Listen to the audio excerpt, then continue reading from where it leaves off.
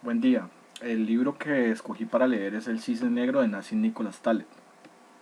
La idea principal de este libro es evidenciar mediante experimentos, evidencias y anécdotas el por qué para el autor es imposible, mediante simples fórmulas matemáticas, la predicción de sucesos, tal cual es imposible o era imposible en la época predecir que los cisnes son blancos o todos los cisnes son blancos. Antes del descubrimiento de Australia, todas las personas pues pensaban que los cisnes eran blancos, dado que las pruebas y los conocimientos empíricos así lo indicaban. El autor define un cisne negro como un suceso inesperado que tiene las tres siguientes características. La rareza. Habita fuera del reino de lo natural, de las expectativas normales, pues porque nada del pasado puede apuntar de forma precisa a su posibilidad de aparecer o de emerger. El impacto extremo, que se refiere a que produce un gran impacto al aparecer, y la predictibilidad retrospectiva, que se refiere a cómo la naturaleza humana intenta explicar el hecho después de que ya sucedió, haciéndolo explicable y predecible. Lo importante de los cisnes negros pues no es el suceso en sí, es la actitud que nosotros tenemos frente a ellos. Nosotros tenemos siempre la costumbre de creer que mediante la aplicación de ciertas fórmulas matemáticas o de la experiencia podemos predecir cualquier evento de cualquier magnitud. La ciencia de la incertidumbre ha demostrado tener una efectividad ridícula en cuanto a la predicción de sucesos o eventos mediante las maneras convencionales de hacerlo. Por ejemplo, el autor propone un sencillo experimento de pensamiento en donde dice que si un legislador hubiera tenido la suficiente inteligencia y determinación para eh, impulsar un proyecto de ley que obligara a colocar puertas antibalas en las cabinas de los aviones y mantenerlas siempre cerradas, se hubiera podido evitar lo que sucedió el 11 de septiembre de 2001. Es decir, nosotros siempre actuamos como si fuéramos capaces de predecir los hechos, o peor aún, como si pudiésemos cambiar el curso de la historia. Siempre hacemos previsiones para dentro de 30 años, de inversiones, siempre pues, los bancos nos prestan a periodos de tiempo gigantes para comprar casas, comprometemos mucho dinero en nuestra educación, cuando ni siquiera somos capaces de saber qué nos va a pasar en los próximos 3 meses. Todo sobre la vida se encuentra en saltos o choques. Es imposible detectar un ladrón, un asesino por lo que hace todos los días. Cómo compra en el mercado o cómo se cepilla los dientes. A pesar de esto, lo que más se estudia sobre la vida son los sucesos que encontramos poco inusuales o normales. ¿Qué sabemos y qué no sabemos? Bueno, Humberto Eco divide a las personas en dos. Los primeros son los que al ver su biblioteca lo llenan de adulación y preguntan cuántos libros se ha leído. Los otros, o el segundo grupo, son esas personas que toman la biblioteca como una fuente de consultas y además de eso se dan cuenta que los libros más importantes son aquellos que no han sido leídos aún. Así debería ser nuestra prioridad, pues deberíamos creer que es más importante lo que no sabemos que lo que sabemos. Un ejemplo claro de centrarse en lo que sabemos y no en lo que no sabemos es la construcción del muro que los franceses hicieron durante la Segunda Guerra Mundial para evitar ser invadidos. Ellos se centraron como bases fundamentales de la construcción de este muro experiencias pasadas y asimismo pues Hitler en su invasión a Francia solo tuvo que rodear los muros para poder hacerlo. Otro concepto que causa prejuicios a la predicción de los cisnes negros es la campana de Gauss, que no puede manejar las grandes variaciones y niega la existencia de los cisnes negros, sino así da la ilusión de poder controlar la incertidumbre. El cálculo predictivo mediante la campana de Gauss opera sobre la base de que las funciones son funciones lineales, y el problema es que las funciones que maneja la naturaleza no son funciones lineales, son funciones continuas que no admiten derivadas y por lo tanto no pueden ser integradas. Cuando el científico se encuentra ante tal dilema, no solo tiende a maquillar las aristas de cada problema, pues las puede maquillar con pequeñas oscilaciones, ondas suaves, mínimos cambios de temperatura, etcétera, sino que también linealiza las ecuaciones de antemano, ya al plantearlas, omitiendo pura y simplemente su versión no lineal o cualitativa. El autor nos cuenta la historia del terceto de la opacidad. esto tiene tres factores fundamentales: la ilusión de comprender, la distorsión de la retrospectiva y la valoración exagerada de la información factual y las ventajas de las personas eruditas. La ilusión de comprender se refiere al vicio que tenemos todos de pensar de que el mundo en el que vivimos es más comprensible de lo que en realidad es. Para comprender este dilema, el autor relata que las personas que vivían con él no dejaban de pensar que la guerra civil en la que se encontraba su país en ese momento acabaría pronto. Sin embargo, esta guerra duró 17 años. Al parecer tenían la ilusión de ser diferentes al resto de todas las guerras civiles que se habían efectuado en Europa en esa época. Sin embargo, pues su tío le contaba que 30 años atrás los palestinos ricos huyeron al Líbano de forma temporal, pero que 6 décadas más tarde aún no regresaban.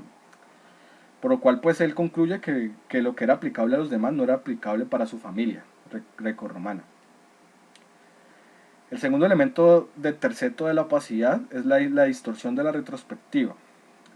Pues el autor relata un suceso que tuvo lugar en su infancia, cuando recordaba que al transcurrir la guerra, se dedicaba a leer, y recuerda que uno de los libros que más le influenció es Mi diario de Berlín. Pues era una columna de periodistas que relataba la guerra mientras esta transcurría, pero él no tenía participación cercana con la misma. Mientras Nassim vivía la guerra, en persona trataba de desarrollar una película de sus proyecciones. De ese modo, el diario de Chile se convirtió en una formación para comprender la dinámica de la retrospectiva o de la incertidumbre.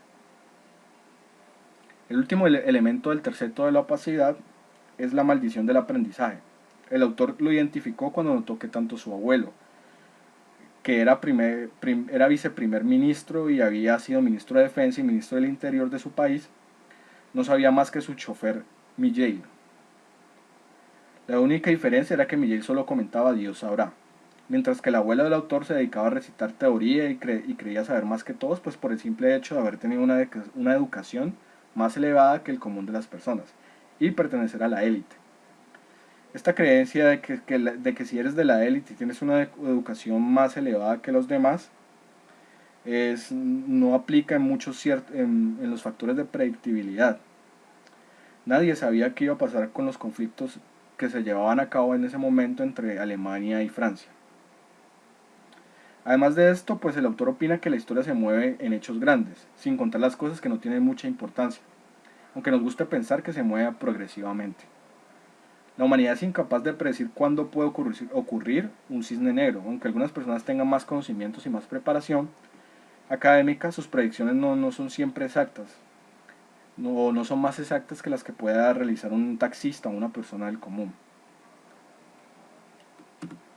El mediocristán y extremistán.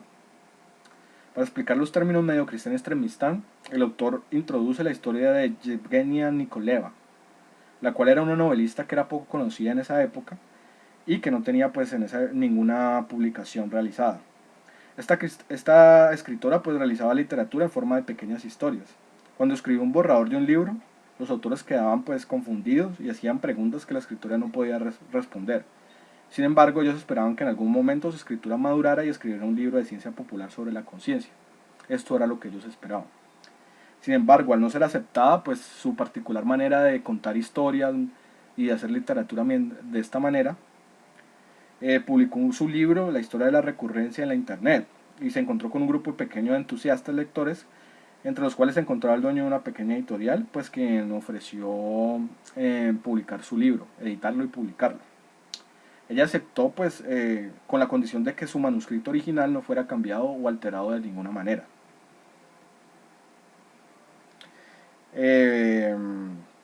Luego de su publicación, el libro fue todo un éxito, pues por lo cual pasó de ser considerada como una egomaníaca a una persona independiente y constante. Y pues esto es una clara muestra de lo que es un cisne negro. El hecho de que el libro de Yesenia haya sido un éxito, pues solo puede existir en un ambiente que el autor llama extremistán. Así como existe extremistán, existe mediocristán. Ambas factores consisten en lo siguiente. Mediocristán se refiere a los fenómenos que se pueden describir con conceptos estadísticos comunes como la distribución gaussiana o curvas de campana. En la provincia utópica de Mediocristán, los sucesos particulares no aportan mucho individualmente, sino de forma colectiva. Ningún electivo singular, ningún elemento singular cambiará de forma significativa el resultado final. Mediocristán no es escalable, los ganadores reciben una pequeña parte del pastel. El total no está determinado por un solo caso y si se observa por un periodo de tiempo se puede llegar a saber qué pasará. Extremistam se refiere a los fenómenos en donde un solo evento puede llegar a afectar de manera extrema la distribución. Es escalable y el ganador se lo lleva todo. No hay una desigualdad. Es casi impredecible y lleva mucho tiempo saber qué pasará aun cuando se tiene la información pasada o histórica. Bueno, esto es un claro ejemplo de lo que son las leyes de potencia, en donde usando el conocido ejemplo de un grupo de 1000 personas seleccionadas al azar y se le añade una persona lo más obesa posible para la naturaleza, digamos que unos 560 kilogramos tal vez, esto no representa mucho en la población, es tal vez un 0,5%. En Mediocristán los sucesos particulares no aportan mucho individualmente. En contraparte, si se tiene el ejemplo de las mismas personas y sus ingresos netos anuales y se le añade una persona multimillonaria, se vería la diferencia. Estaría claro que los ingresos de las otras personas juntas representarían muchísimo menos que el ingreso de la persona rica.